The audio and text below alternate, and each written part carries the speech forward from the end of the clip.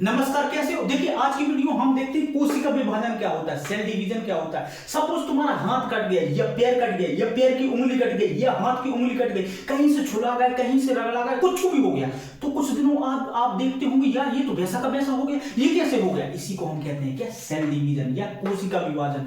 जब एक कोशिका से दूसरी कोशिका का निर्माण हो जाए उसी को हम कहते हैं क्या, सेल डिवीजन या कोशिका विभाजन। और अगर नहीं हुआ या हद से ज्यादा हो गया तब तो भैया गड़बड़ी, बहुत भयानक गड़बड़ी, उसको हम कहते हैं क्या, सीधा कैंसर। देखिए ये होता कैसे सेल डिवीजन। देखिए प्रत्येक कोशिका के अंदर क्या होता है, न्यूक्लियस के अंदर, प्रत्येक कोशिका के अंदर क्या होता है, सेंट्रोसोम, प्रत्येक कोशिका के अंदर क्या होता है, राइबोसोम।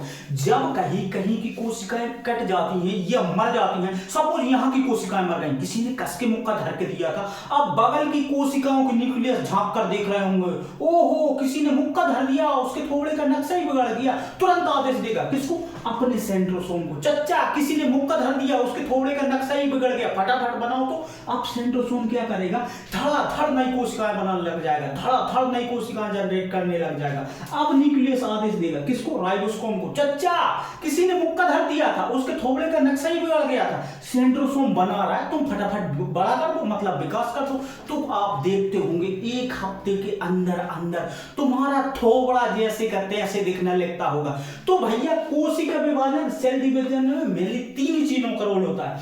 न्यूक्लियस आदेश देगा, सेंट्रोसोम विभाजन करेगा मतलब बनाएगा, राइबोसोम धड़ाधड़ बड़ा कर देगा। देखिए हमारे शरीर में कई प्रकार की कोशिकाएं होती हैं, चमड़े की कोशिकाएं अलग होती हैं, हड्डी की कोशिकाएं अलग होती हैं, लीवर किडनी की कोशिकाएं अलग होती हैं, पैंक्रियाज की कोशिकाएं अलग होती हैं, लीवर की कोशिकाएं अलग होती हैं, ब्लड की कोशिकाएं अलग होती हैं।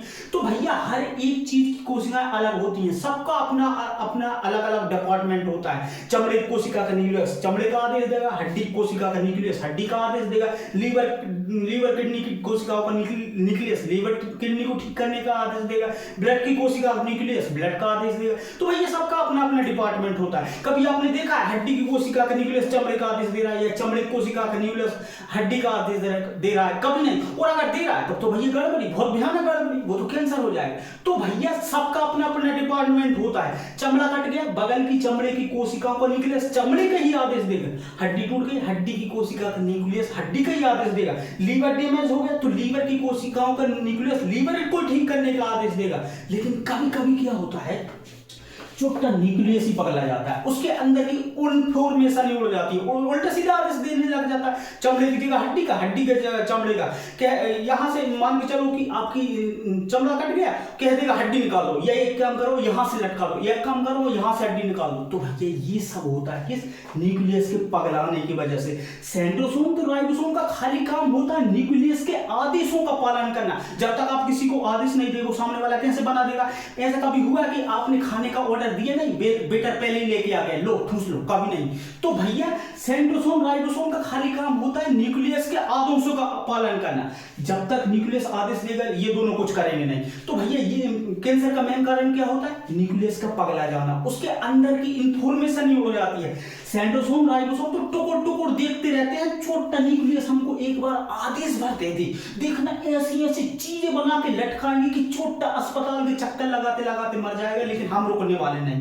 देखिए कैंसर जो होता है वो एक कॉम्प्लेक्स डिजीज है, मतलब उसके कई कारण हो सकते हैं। फैमिली से आ सकता है, यूवी रेडिएशन से हो सकता है, कुछ वायरस होते हैं जैसे एचपीवी, हेपेटाइटिस, या उल्टा सीधा खाने से हो सकता है, उसके कई कारण हो सकते हैं। लेकिन इन सब का एक ही कारण होता है, न्यूक्लियस के अंदर की इंफॉर्मेशन का गायब हो जाए, उनके अंदर की इंफॉर्मेशन उड़ जाती है। सपोज किसी डब्बे के अंदर कोई जानकारी फिट है, अगर वो जानकारी उड़ जाए तो अगर कोई दूसरी जानकारी लग जाए वो तो कुछ भी आदेश दे देगा। यही होता है कि न्यूक्लियस के अंदर उसकी इंफॉर्मेशन ही उड़ जाती है, उसके डीएनए का स्ट्रक्चर ही चेंज हो जाता है, उल्टा सीधा आदेश देने लग जाता है। और चमड़ा बनाना है कि हड्डी बनाना है, कहां बनाना है, कितना बनाना है, ये सब गायब हो जाता है, वो तो कुछ भी आदेश दे देगा। जब आप सुपारी, जर्दा, गुटखा, तंबाकू भैंस की तरह रोकते हो, जोगाली करते हो, बार बार रगड़ता है, आपने खाया, अंदर से थोड़ा छुला गया, न्यूक्लियस आदेश देगा किसको, सेंट्रोसोम को, कोई बात नहीं, छोटा सुधर जाएगा, जो डैमेज हो गया उसको ठीक कर दो। सेंट्रोसोम एक बार ठीक करेगा, 2 बार ठीक करेगा, 3 बार ठीक करेगा, 4 बार ठीक करेगा, 10 बार ठीक करेगा, 100 बार ठीक करेगा, 1000 बार ठीक करेगा। अब भैया ऐसे करते करते 5-6 साल साल बीत गया, अब भैया न्यूक्लियस पगला जाएगा, उसके अंदर की इंफॉर्मेशन ही गायब हो जाएगी। सेंट्रोसोम से कह देगा एक काम करो यहाँ लटका दो, ये एक काम करो मुंह से हड्डी निकाल दो, ये एक काम करो यहाँ से निकाल दो। अब आप उसको लेके घूमते रहो। कैंसर क्या होता है? कोशिकाओं का हद से ज्यादा बढ़ जाना या बिल्कुल ना बढ़ जाना। क्या होता है कैंसर? कोरोना के टाइम पर क्या होता है? यही तो होता था, एक कोरोना घुसता था, डायरेक्ट अटैक करता था किस पर? न्यूक्लियस पर। उसके अंदर की इंफॉर्मेशन ही उड़ा देता था। न्यूक्लियस से कहता था तुम आदेश दो, किसको? सेंट्रोसोम को। कोरोना बना है कोरोना, न्यूक्लियस धड़ाधड़ आदेश देने लग जाता है, सेंट्रोसोम धड़ाधड़ छापते जाता था, राइबोसोम धड़ाधड़ बड़ा करते जाता था। एक हफ्ते के अंदर अंदर पूरा शरीर छाप लेते थे। इसलिए हम कोरोना के टाइम पर क्या कर रहे थे? कोरोना का इलाज नहीं कर रहे थे, बल्कि मशीनों को ही बंद कर दे रहे थे। जो भी प्रोसेस हमारे शरीर के अंदर चल रही होती थी, जो भी प्रोसेस हमारी कोशिकाओं के अंदर चल रही होती है, उसी को बंद कर दे रहे थे। डेक्सामेथासोन का इंजेक्शन लगाता है। डेक्सामेथासोन क्या है? एक प्रकार का एस्टेरॉइड होता है, जिसको ठोकते ही शरीर में शरीर काम करना छोड़ देता है। इसलिए आपने देखा होगा जैसे ही कोरोना गया था, हमारे शरीर को छोटी छोटी कई बीमारियों ने घेर लिया था। किसी को बुखार लग गया था, किसी को कुछ हो गया था, क्योंकि सिस्टम को ही बंद कर दिया जाता था। अब हमारी जो एंटीबॉडी 24/7 दुनिया भर की बैक्टीरिया वायरस बीमारियों से लड़ रही होती, आपने तो उसको ही रोक दिया। बीमारियां तो लगेगी। अब देखिए सेल डिवीजन, कोशिका विभाजन 3 टाइप का होता है: एमाइटोसिस, माइटोसिस, मियोसिस। असूत्री विभाजन, समसूत्री विभाजन और अर्धसूत्री विभाजन। देखिए जो एमाइटोसिस होता है, असूत्री विभाजन, वो केवल प्रोकैरियोटिक में होता है, जबकि माइटोसिस, मियोसिस, समसूत्री, अर्धसूत्री इसमें होता है यूकैरियोटिक में होता है। अब यही प्रोकैरियोटिक यूकैरियोटिक क्या है, ध्यान से समझिए। देखिए प्रोकैरियोटिक में वैसे जीव आते हैं जिनको हम नंगी खुली आंखों से नहीं दे सकते, जैसे कि बैक्टीरिया, वायरस, फंगस, दुनिया भर की माइक्रोस्कोपिक चीजें जिनको देखने के लिए माइक्रोस्कोप की आवश्यकता पड़ती है। देखिए इनकी जो कोशिका होती है, अर्थात बैक्टीरिया वायरस की जो कोशिका होती है, उसके अंदर ज्यादा कुछ होता ही नहीं। न्यूक्लियस होता है, सेंट्रोसोम होता है, राइबोसोम होता है। न्यूक्लियस धड़ाधड़ आदेश दिया जाता है, सेंट्रोसोम धड़ाधड़ छापते जाता है, राइबोसोम धड़ाधड़ बड़ा करते जाता है। एक हफ्ते के अंदर अंदर पूरा शरीर छाप लेते हैं। आप कोरोना को देख लीजिए, लिम्फी वायरस को देख लीजिए, इन्फ्लुएंजा को देखिए, एक हफ्ते के अंदर अंदर पूरा शरीर खल्लास। आप रोटी को खुला छोड़ दीजिए, देखना एक हफ्ते बाद आपको रोटी नहीं दिखाई देगी, पूरा फंगस छाप चुका होगा। क्योंकि भैया इनकी जो कोशिकाएं होती है, उनके उसके अंदर ज्यादा कुछ होता ही नहीं। न्यूक्लियस होता है, सेंट्रोसोम होता है, राइबोसोम होता है। न्यूक्लियस आदेश देता जाता है, सेंट्रोसोम छापता जाता है, राइबोसोम बड़ा बड़ा करते जाता है। इसलिए भैया प्रोकैरियोटिक में अर्थात बैक्टीरिया वायरस में रिप्रोडक्शन, प्रजनन धड़ाधड़ हो जाता है। अब भैया हम लोग आते हैं किसमें? यूकैरियोटिक में। जितने बड़े बड़े जीव होते हैं, कुत्ता, बिल्ला, गधा, घोड़ा, हाथी, हथनी, भैंसा, भैंसिया, आपकी वाली, हमारी वाली, खैर हमारी वाली तो है ना, वो सभी किसमें आते हैं? यूकैरियोटिक में। यू सब किसमें? यूकैरियोटिक में। जो भी आपको नंगी खुली आंखों से दिख जाए, वो सभी किसमें आएंगे? यूकैरियोटिक में। चींटी से लेकर हाथी तक। देखिए इनमें जो होता है ना, रिप्रोडक्शन, प्रजनन धीमा होता है। क्यों? क्योंकि इनकी जो कोशिकाएं होती अर्थात हमारी जो कोशिकाएं होती हैं, अर्थात यूकैरियोटिक जो कोशिकाएं होती हैं, उनके अंदर कई सारी चीजें होती हैं। न्यूक्लियस होता है, सेंट्रोसोम होता है, माइटोकॉन्ड्रिया होता है, गाल्जी बॉडी होती है, वैक्यूल्स होता है, आरएनए होता है, डीएनए होता है, सीलिया होता है, प्लेज्मा होता है, क्लोरोप्लास्ट होता है, दुनिया भर की चीजें होती हैं। इसलिए यूकैरियोटिक में रिप्रोडक्शन, प्रजनन प्रोकैरियोटिक की तुलना में बहुत धीमा होता है। अब आप इसका एक स्क्रीनशॉट लीजिए, फिर हम एक एक करके तीनों को समझते हैं क्या क्या होता है इनमें।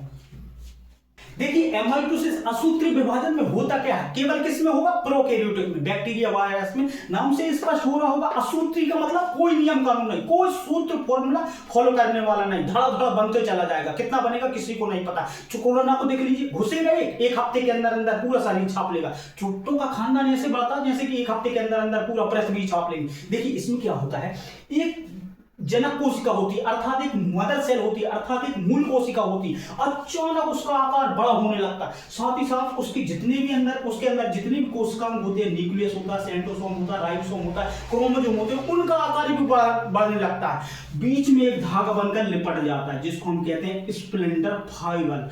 धड़ाम से दो भागों में बांट देता है। इसका न्यूक्लियस अलग, उसका न्यूक्लियस अलग, इसका सेंट्रोसोम अलग, उसका सेंट्रोसोम अलग, इसका राइबोसोम अलग, उसका राइबोसोम अलग, मतलब सारी चीजों को अलग अलग कर देता है।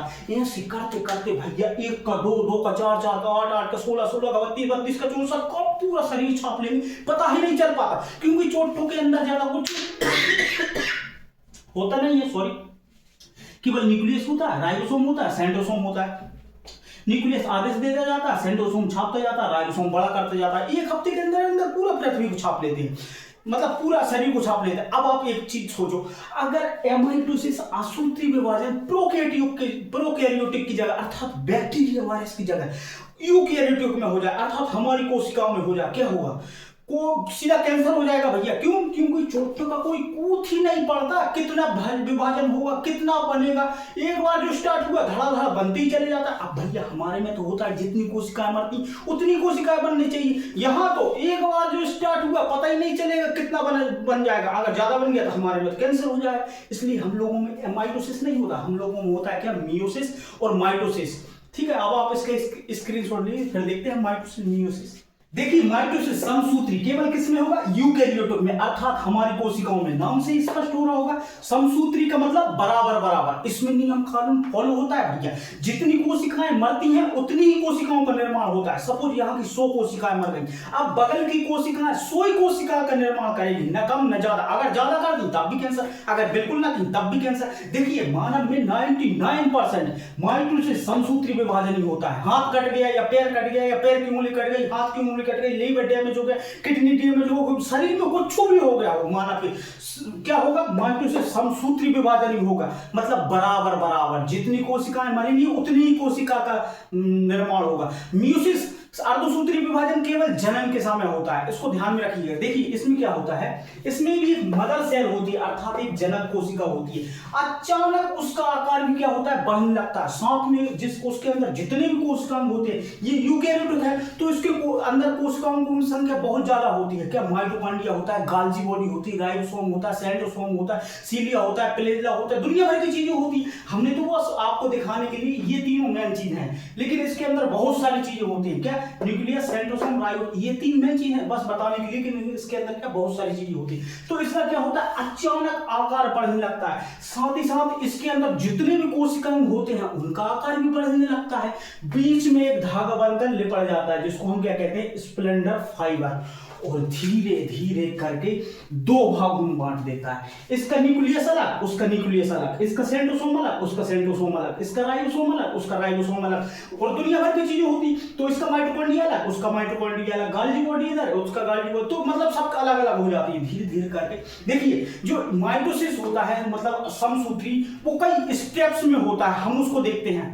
देखिए पहला है क्या? इंटरफेस। देखिए इंटरफेस में क्या होता है कि न्यूक्लियस का आकार अचानक बड़ा होने लगता है, साथ ही साथ क्रोमोसोम का आकार भी बड़ा होने लगता है। देखिए जो कोशिका विभाजन की पहली स्टेप्स होती है क्या? इंटरफेस, ये सबसे बड़ी अवस्था होती है कोशिका विभाजन की। इसमें क्या होता है कि न्यूक्लियस का आकार बड़ा होने लगता है और क्रोमोसोम का आकार भी बड़ा होने लगता है। अब दूसरा स्टेप है क्या? प्रोफेज। प्रोफेज में क्या होता है? स्प्लिंटर फाइबर बनना चालू हो जाता है, मतलब कि धागा बनना चालू हो जाता है, और जो केंद्रक का विभाजन वो प्रोफेज में ही हो जाता है, मतलब न्यूक्लियस दो भागों में बढ़ जाता है। किसमें? प्रोफेज में। तीसरा है मेटाफेज। मेटाफेज में क्या होता है? धागा बनके कंप्लीट हो जाता है, मतलब कि स्प्लिंटर फाइबर बनके कंप्लीट हो जाता है, और कोशिका के सभी अंग विभाजन के लिए तैयार रेडी हो जाते हैं। चौथा क्या है? एनाफेज। एनाफेज में क्या होता है? कोशिका के सभी अंग ध्रुवों की ओर चले जाते हैं, मतलब कि कोने कोने में हो जाते हैं। अब पांचवें में क्या होता है कि कोशिका विभाजन कंप्लीट हो जाता है। देखिए इसमें सबसे बड़ी अवस्था होती है क्या?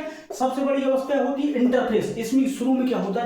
थोड़ा मतलब टाइम लगता है। इसमें क्या होता है? न्यूक्लियस बड़ा होता है, क्रोमोसोम बड़ा होता है, और सबसे छोटी अवस्था होती है एनाफेज। इसमें क्या होता है कि सबसे जल्दी जल्दी फटाक से सब सारे जितने भी कोशिकांग होते हैं कोशिका के अंदर, वो सभी क्या ध्रुवों की ओर जाने लगते हैं। और पांचवें टेलोफेज में क्या होता है? कोशिका विभाजन कंप्लीट हो जाता है। अब आप इसका स्क्रीनशॉट लीजिए, फिर देखते हैं हम मियोसिस अर्धसूत्री में क्या होता है। ठीक है, देखिए मियोसिस अर्धसूत्री केवल किसमें होगा? यूकैरियोटिक में, अर्थात हमारी कोशिकाओं में। केवल किन कोशिकाओं में? केवल दो ही कोशिकाओं में, मेल में स्पर्म, फीमेल में ओवम। नाम से स्पष्ट हो रहा होगा, अर्धसूत्री का मतलब आधा आधा, और अगर पूरा पूरा हो गया तब तो भैया दिक्कत हो जाएगी, बहुत भयानक दिक्कत हो जाएगी। सब कुछ चार चार हो जाएगा, चार हाथ, चार पैर, चार कान, चार आंख, सब कुछ चीज चार चार हो जाएगी। कैसा लगेगा इंसान?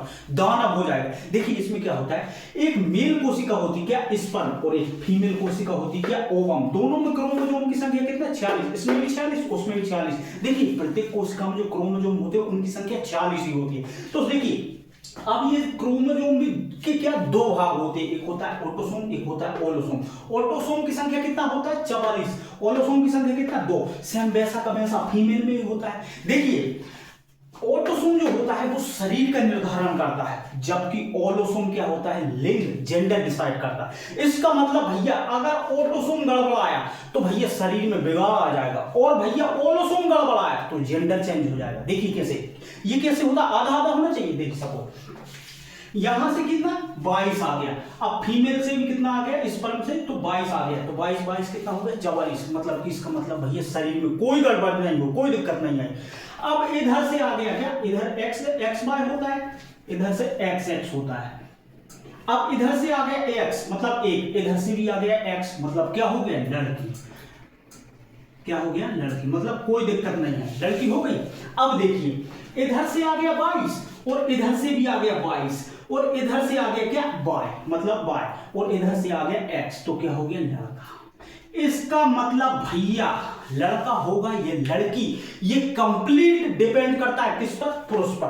क्योंकि भैया यहां से तो हर कंडीशन में, फीमेल के इधर से तो हर कंडीशन में एक्स ही आएगा, जबकि गांव वगैरह में किसको कोसा जाता है, फीमेल को। देखिए समझ में आ रहा है। तो भैया ये होती क्या, एजुकेशन की कमी। तो समझ में आया, लड़का होगा ये लड़की होगी, ये कंप्लीट डिपेंड करता है किस पर, मेल पर। और गांव वगैरह में कोसा जाता है औरत को। जिसको पता नहीं होगा वही कोसता है भैया। देखिए अब देखिए, अब इंसान राक्षस दानव कैसे बन जाता है वो देखिए। सपोज ये 44 है, उठ के यहां आ गया 44, यहां से भी उठ के आ गया यहां 44, कितना हो गया 88। अब भैया इधर से आ गया एक्स वाई दोनों और इधर से भी दोनों आ गए क्या एक्स है, कितना हो गया 4। 88 और 4 कितना हो गया 92। सबको 4 हो जाएगा, अधिकतर चीजें 4 हाथ 4 पैर 4 कान 4 आंख, इंसान क्या हो जाएगा, राक्षस हो जाएगा। अब इसमें एक चीज और होती है, ध्यान से समझिएगा।